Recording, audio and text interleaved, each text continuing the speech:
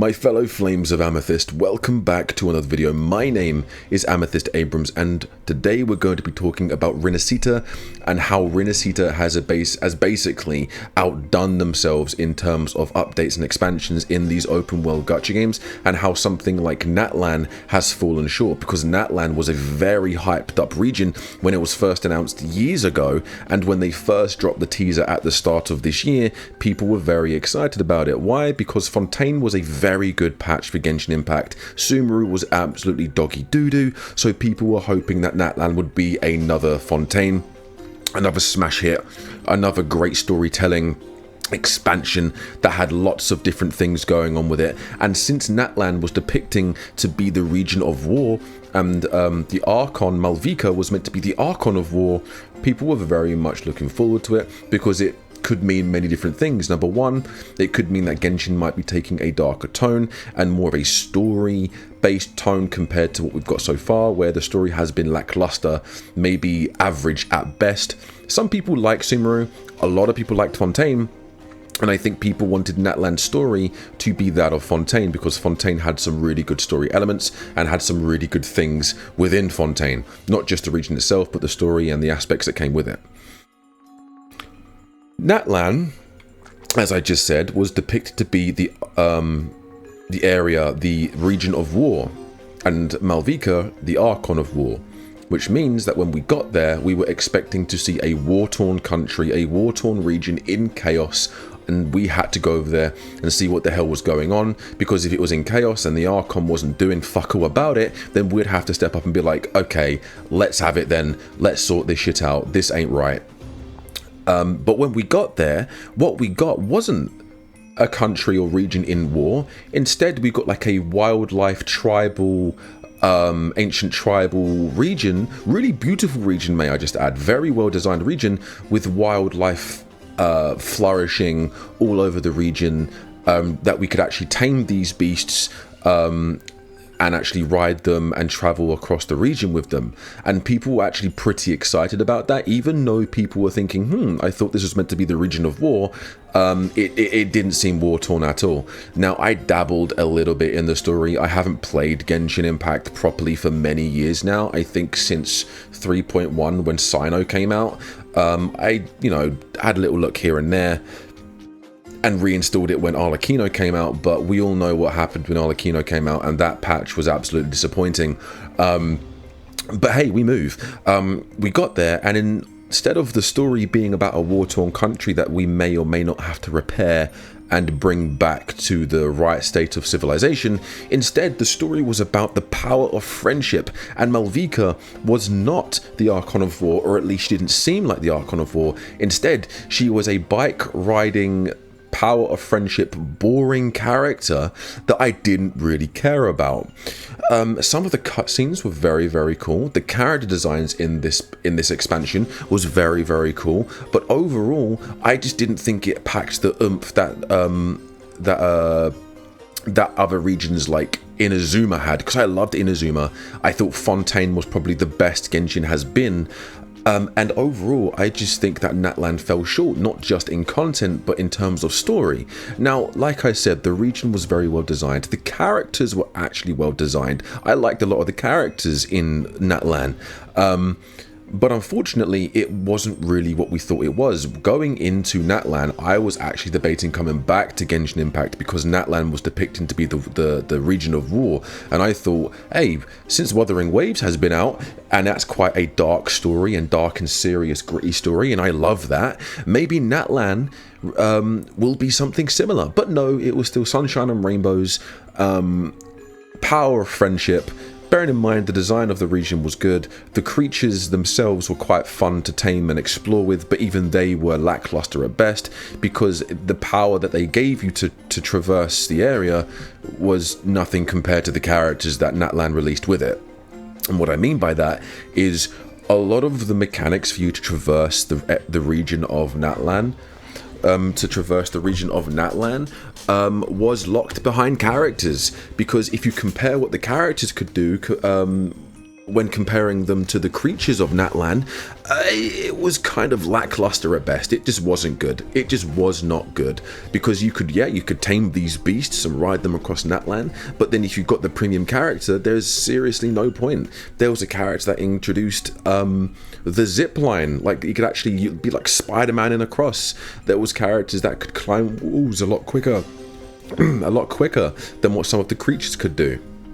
And then, just to top it all off, we got Malvika herself, who could do everything: fly, climb up walls, bike ride. So the Archon of War, which was meant to be the leader of this war-torn country, was apparently a biker, part of a biker clan of Genshin Impact and part of Natlan, in the leather suit and the helmet. And basically she was the Inferno Rider, except Inferno Rider, being an enemy and an echo, was more impressive than what Malvika was.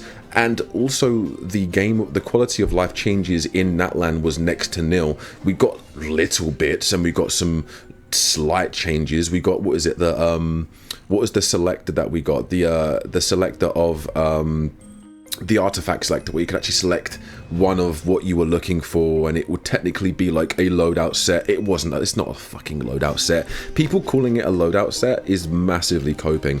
What we got in Rinascita in 2.1 is a loadout set, but I'll touch on Rinascita after, because we're talking about Natlan first. But yeah, overall I think Natlan was a bit of a disappointment. I think the story was disappointing and boring. The cutscenes were really, really cool. The character designs are really, really cool. Wasn't one of their recent characters announced going to be on the standard banner after the patch? What's the point? I'm still waiting for multiplayer updates that aren't terrible little mini games. I'm still waiting for actual proper loadouts, and I'm still waiting for a less predatory system to be implemented other than what we got. However, me being me, in my right state of mind, I know that's never going to happen. So as far as I'm concerned, I'm probably not going to play Genshin Impact again, and if I do, it will be probably for 5 seconds to log into the game and log straight back out again, because I realized nothing is changed and nothing will change. Why? Because the player base themselves are going to keep on feeding Hoyoverse their money, and while they're making money, and while they are constantly going, they're buying the characters, they're feeding into the content that we're releasing. Malvika released, I wonder who's going to buy that. By the way, can I just add that when Malvika and the other premium character came out alongside each other, that was one of the most predatory systems I'd ever seen. And the fact that they were giving out, what was it, like 2 10 pools after, in part 2 of the patch, is ridiculous. That's one of the most predatory things I've ever seen, because basically what they're saying is, we're giving you 2 free 10 pools, but you're not going to be able to use them on the new character. We're sorry about that. Oh my god, we're so sorry, because, we hate our community. Bearing in mind, I'm going to tell you this now. I've said this time and time again. Now, people are going to shit on me about this video. I don't really care. The fact of the matter is, I want Genshin Impact to do well. I loved that game when it released. I loved that game through release to the end of Inazuma. I liked portions of Sumeru. Fontaine was the best Genshin's ever been, and Natlan was just a massive disappointment. Arlecchino brought me back to Genshin Impact for the story quest, just to be a reiteration of the animated short we got prior. And quite frankly, I just think not only is that lazy, but that's kind of just a massive fuck you to the player base. Genshin Impact has some of the most highest anticipated potential a gacha game could have.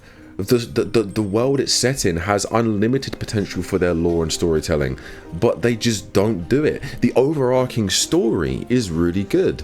The overarching lore and story they have in the palm of their hands is really good, but the way they tell the story, and the way they just chuck out filler patches, and the way they don't just improve each region, I just don't get it. I don't understand. I mean, I guess maybe they just don't care anymore. They probably don't care anymore. HSR seems to be going down the toilet recently with their massive pay to win issues that were already present, but now I think it just looks, the new woman with the big dragon thing, that just looked, it's just stupid. I think Hoyoverse are trying to find more and more ways to become a predatory company to basically get the most money out of your wallets and purses as possible. And the fact that a lot of the player base are going to constantly keep feeding them this is going to feed the problem. It's not going to solve the problem. Now, when we compare Natlan as a region compared to Rinascita, I think it's night and day. When they announced Rinascita, we could expect... We didn't really know what to expect other than the little teasers that we saw.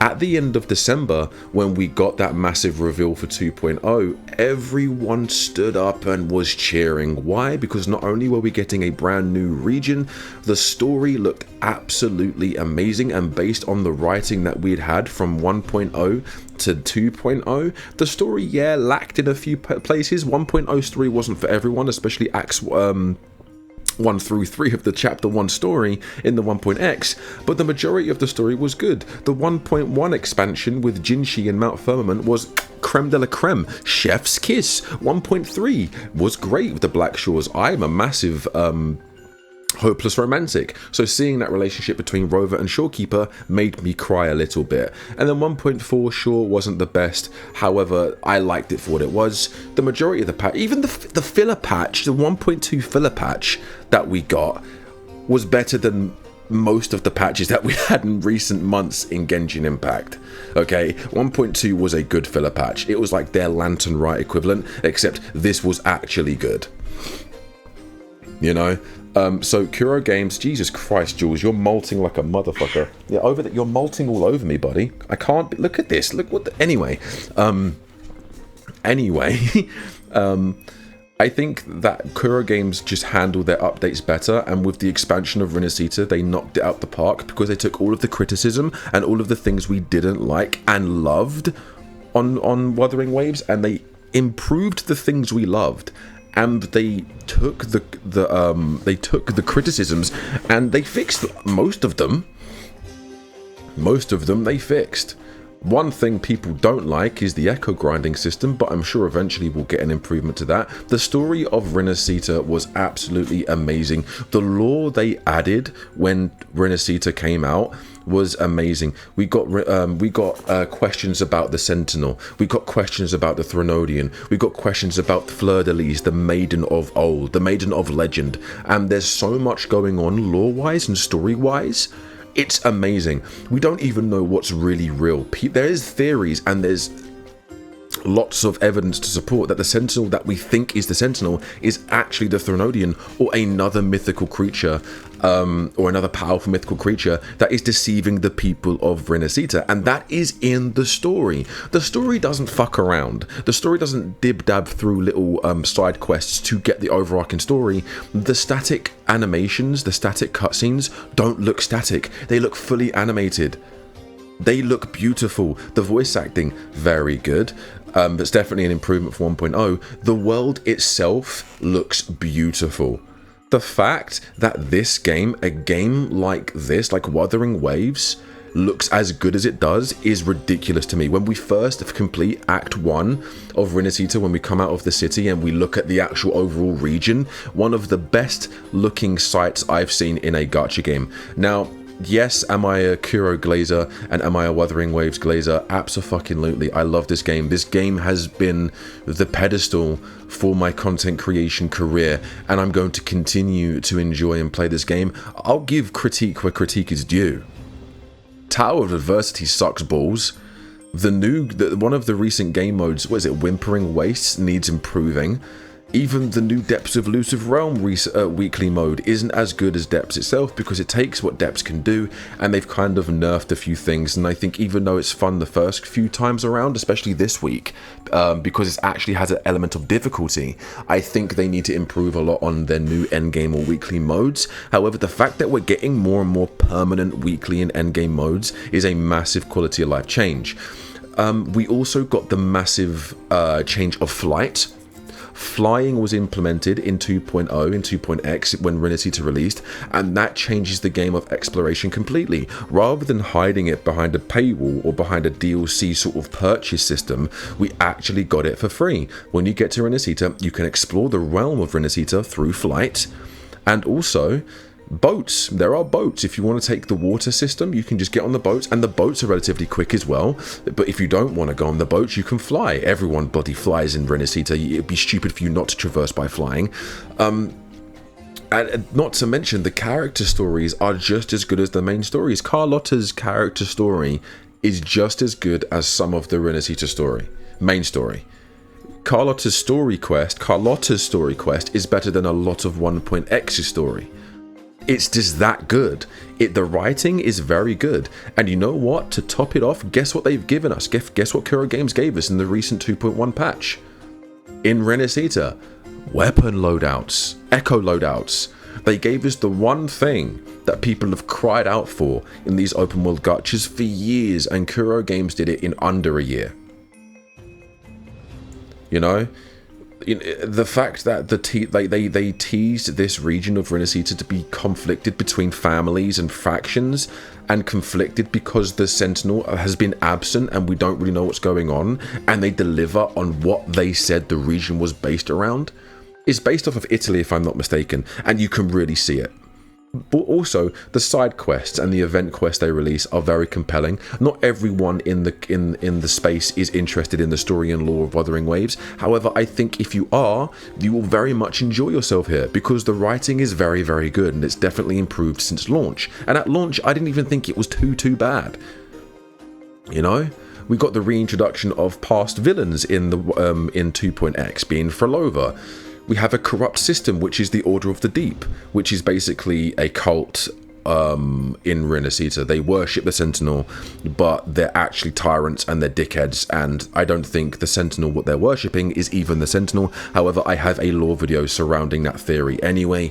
And I just think overall, as a region, KURO Games has handled Rinascita better than Hoyoverse handling Natlan. I just do. I think a lot of the events and a lot of the things Natlan has to offer is lackluster or average, or maybe just above average at best, where everything Rinascita has to offer, people have raved about how good it is and how enjoyable it is. You know, sure there's flaws, but I'd say 80 to 90% of Rinascita has been a success amongst fans and amongst gacha players as a whole. And also another thing that I think supports the fact that KURO Games are going to keep improving on their game is the fact that they actually are listening to our critique system. They are actually listening to our critique system. We've wanted skins. They gave us two very nice skins, a 4-star and a 5-star skin, being Jinshi and Sunhua. Endgame is a huge part of these games. They implement them all the time. Whimpering Wastes, Depths of Elusive Realm, Tower of Adversity. What else was it? What's that other new one that we got? Fantasies of something. Very, very good. The character designs. Carlotta, very nice. Zani, very nice. Brant, very nice. Phoebe, very, very nice. Rocha, very nice. Granted, I didn't really give a shit about Rocha. All of the characters are very well done. I think as an expansion, Rinascita has carried, and KURO Games has carried, a lot more than Hoyoverse has. You know, I'm just saying, this is just the way it is. This is just the way it is. Not to mention, we're getting more and more holograms, which comes under the category of endgame.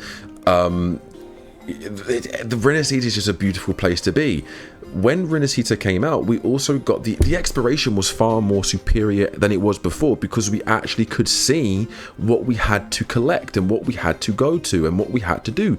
There was hidden secret story quests within the world of Rinascita. The Knights of Rinascita, an amazing side story quest where you actually get you actually fight all these different knights around Rinascita, and at the end you fight the phantom red and white version of one of the main knights.